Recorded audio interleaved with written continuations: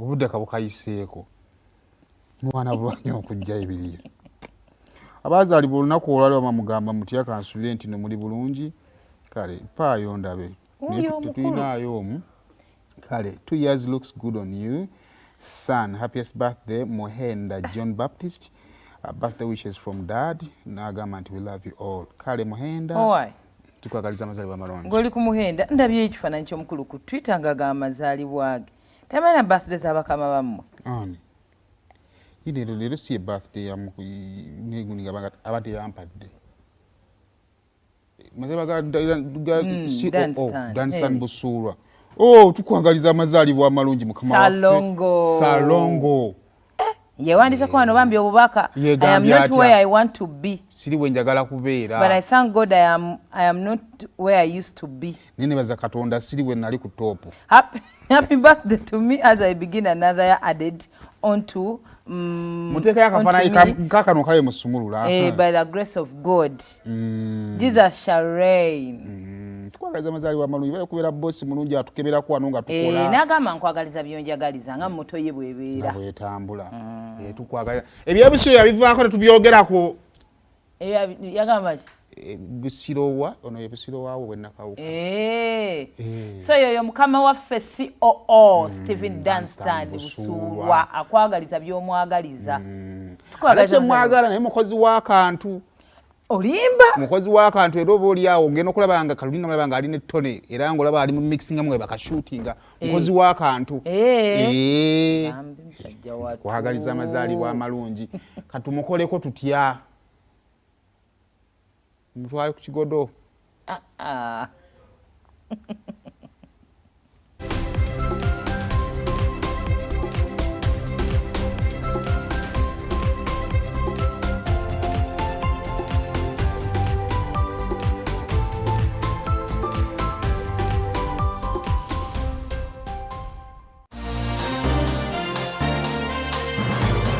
Kati eno yentambuza y'obulamu bwo mu bintu eby'enjawulo wano mu programu Sumulula.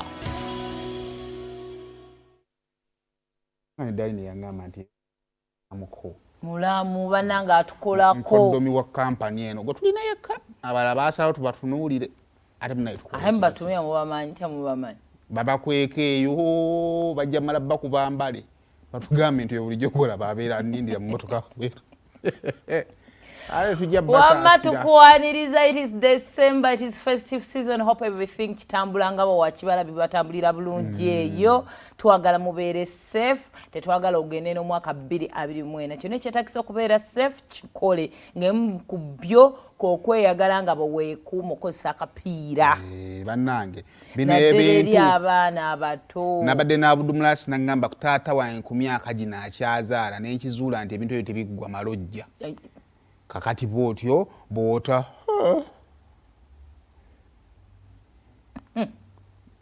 abamu ekyali kibapapya okugenda mu bufumbo ng'amanya afumbudde. Naye omulembe bakyabikula ebyeru n'obikula n'ebyeru ne byambuka. Awo yagamba nale bambuulira baali bamanyi nti mu bufumbo ayaya kumbe mubeerawo ne basawo ne banya guno omulembe beera alaati tusabe munye enzirugavu gy'olina kulaba n'oli n'ayambusa n'ebyeru nawenga owenga ki actually ng'ovudde no mwenze wali ekintu usually statement mamange yagikola agamba nze sibalwaliridde nsaana mwe temundwalirira ate mukyo kyategeeza va kubuno obulwadde obwa bulijjo obw'ekikadde bukadde asomba all that naye obulwadde omuzadde kirumanyi okujjanjaba omwana we. Zino statistics eziraga nti abaana ab'obuwala myaka 15 ku 24 it is not a joke. Abaana bali mu holiday, abaana bali mu vacation nga watandise vacation yo mweyagale bannaye mugendeeko out. Onyenye ku gali benjole nete munywa mwenge. Okukyakala si kunywa mwenge. Nina akaana kendaba simanyi vices zaako sikamanyi. Nene n'ekirowoozo nti kali mukweyagayira mu myaka gyako kekazaira baby. Ako ku TikTok. Nze bikakola suza bikoya sibitegeera. Nendaba nga akeyagalira mu myaka gyako singa kaba kakikutte bulungi katayigiramu mize emirala. Nti kola byonna by'oyagala yambala feel kwambala nga bw'okola ng'emyaka gyo bwe gyandibadde gigamba naye togenda nnyo tonywa mwenge bakitatya okubeera omukabe nnyo teweestressinga n'abasajja naddala abakulu ababasinga emyaka ganda enjoyo dde waka weebakuutula otuuka tolina kigenda kukutawaanya noba singa ogenda mu bbaala n'onywa omwenge ekisooka okuyingira kugenda kukutawaanya kubanga toyagala bazadde bakuleki bakulabe kakati omaze okunywa omwenge wagenze ne weebaka n'abasajja bawaako ebaka essaawa 4 n'ogugumu katonnamira kamisma peel after morning after kati obwongo kati essanyu lye wabadde naye ekiro ekiwedde litandise okustressing and twagala tunia biki ebiremeseza oba ebisudde enkozesa ya condom nga bwe twayogeddeko nti annual report eraga usage of condoms edropinze okuva ku 300 million erimu over 200 million ekikumi kyazivaako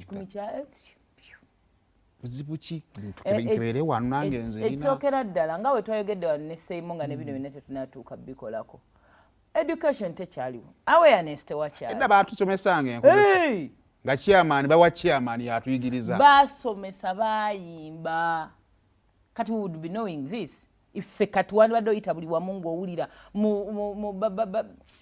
sex education mu masomero yalinga nga bibakwasa n'ensonyi nga muli very innocent mukwata ne ku maaso nga babibasomesa mu secondary nga babasomeseza ddala condom use nga gwasala ku university nga bajja ne bakola ne demonstrations physical artificial of course artificial naye nga bakulaga ki ekyokola omwana omulenzi gamulaga ki ekyokola aye nga n'omuwala tebabagobaawo oli bwe yeemuulanga kubanga era munange oyida osigala nga okanudde nga babasomesa nga zibeera everywhere kati bannange nga kuba kusalawo okwo buba busiru bwo mu biduula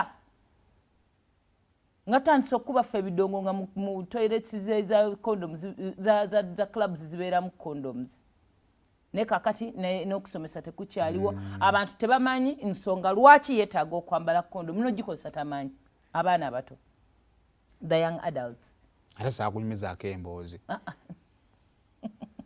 munange oli gaagenda nga mugamba naye naye togenda nga tolina condom era naye yawuliriza gaagenda era ekyamazima yavaayo naye era mu ngalo nga bwe yagenda nayo kati yali olowooza atutte eddogo kati ye tamanyi lwaki agyetaaga ekikyokka kiri awo ate ne waba agifunye tamanyi lwaki awagikozesa so awareness erina okweyongera okusomesebwa kulina okweyongera ate kakati eno generation ey'abaana abaliko kati si eyaffe these kids are step ahead obwongo bwabwe buli maaso nnyo ku bwaffe oba ku bw'abantu abakulu tusingako so kakati temulowooza nti no bakyali bato at any one point introduce something and speak about it endala ekirala kyemmanyi ekirese okubeera nti okukendeza kukozesa condom kukendedde is kubanga kati waliwo a lot of birth control methods because you know we all know abaana abawala condom zaasisetuka okuva mu kukuuma obulamu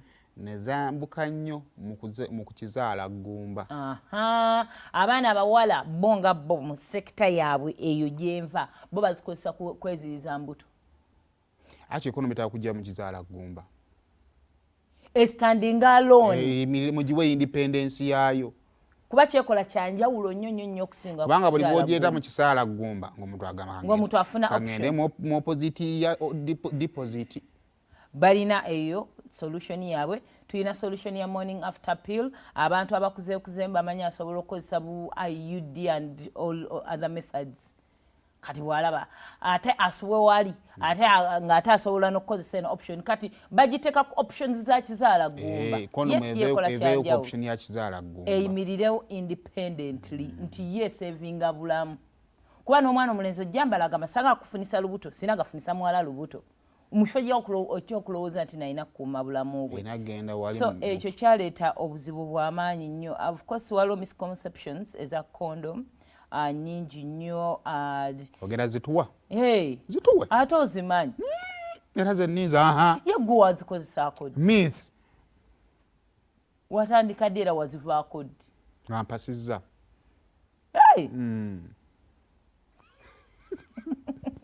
ate otandika ddi sijjukira dda mabegako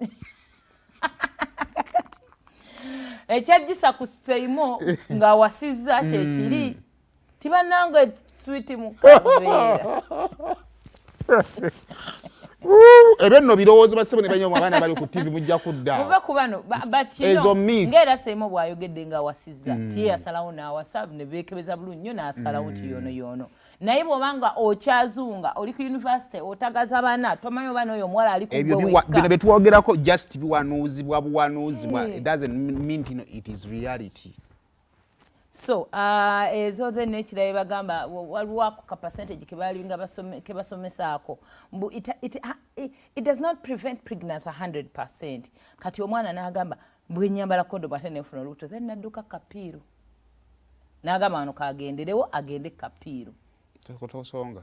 okitegeera so kakati ebyo byonna ne bibeera onekuba nti no waliwo era percentage gye balekayo nti preventing sexually transmitted diseases bulungi era nawo na opting for something else. So ebyo byonna ezo misconceptions eziriwo naye ng'ekisingira ddala obukulu. You don't tell me no 1% yegenda okuleeta obuzibu. Abamu bazitereka mu wallet, abandi bazirina mu wallet naye zikozesa bwe buzibu. Baziteeka wala. Omwana ye yazibamuwa box era nga bambi yagala kwekuuma n'aziteeka mu keesi ku keesi n'atuuzaako keesi n'atuuzaako keesi. Kati n'abaliriramu okuggyako keesi aggyeko keesi abikule keesi ng'eno keesi teggwa. Bannange. So kakati also waliwo stigma ekyali y'amaanyi nnyo and embarrassment Mukugula. abatunda kondomu. Alejjukira dispensary wakiza abakyala bakulu. Omuntu nga alinga maama wo. N'otuuka n'omugamba nnyabo mbadde nsaba ku omuntu nyaboti ngagenda okulaba kyogenda okukola. Ekyana ku TikTok kyagamba nze kyeŋŋaana okuwasa. Saa kubeeraawo nga buli kyenkola ekiri abantu bakimanyi. Buli ofulumayo ne mukyala nga kaakati abantu bambi batya naye ng'otya ki? ng'otya mazima ga Katonda kankubuulireko. Kati naawe kati nze ng'omuntu ng'eyali afunye olubuto kati ngeraageranyaamu layini zino bwe zisala kagundi ako ka strip nga za HIV because you cannot undo that.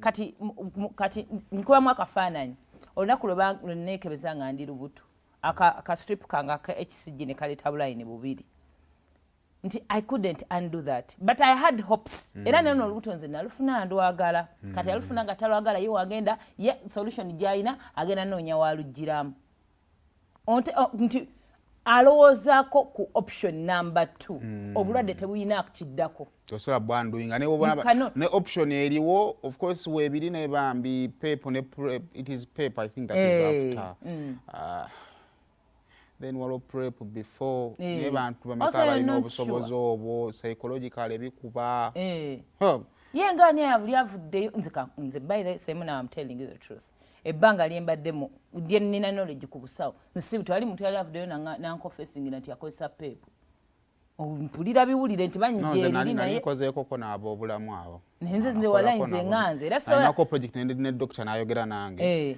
n'ambuulira PrEP ddi bwakola ne PEP ddi bwakola but it is a lot of hassle.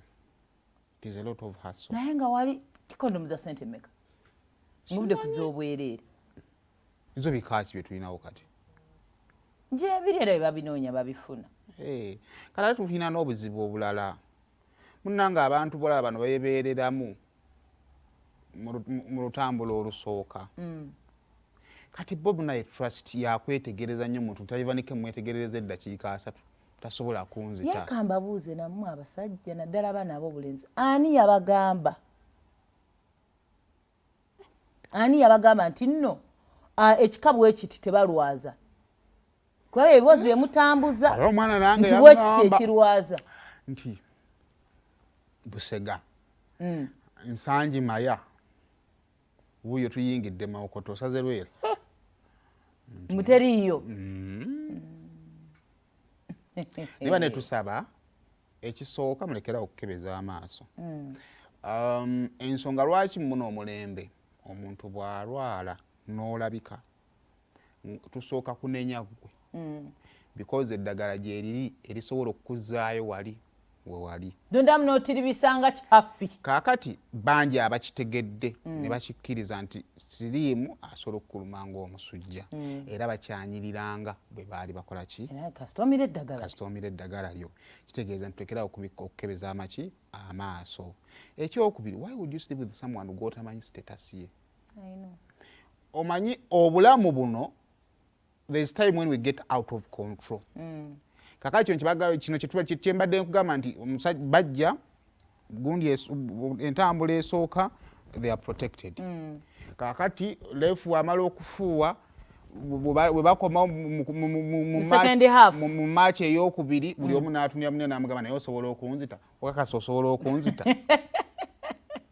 Ontegedde bulungi okukakkananga tewabadde ngatto. Kakati ekibuuzo, why would you sleep with someone gw'otamanyi status ye? Wakati awo ekyamazima tuyinza omazima nga tetulina gwe tunenya. Kakati bannaye mwekebeze, options z'okwekebeza nnyingi, osobola genda mu ddwaliro, waliwo buno bwonna. Tosobola kuŋŋamba nti bonna osobola okwemererwako okubaako kyokola. Mweggyemu ensonyi nga mugenda olwala. Ate n'olaba oli omuntu ng'asonyiwala ku kintu ekyangu ng'ekizibu, bannaye afinga tokwanika. Nangezezzaako okwagala obbaako kyenkugamba onnemye. Buli bwe njagala okubaako ekigambo kyekugamba n'otunulira n'empulira nga nswala. Kyokka bwe nzikiriza mbu ate ensonyi ne zikkwata. Kaakati ne nkukaliramu n'okkiriza ate ogenda obugenzi okugula obwekwekebeza ne bukulema ddala. Let's keep safe.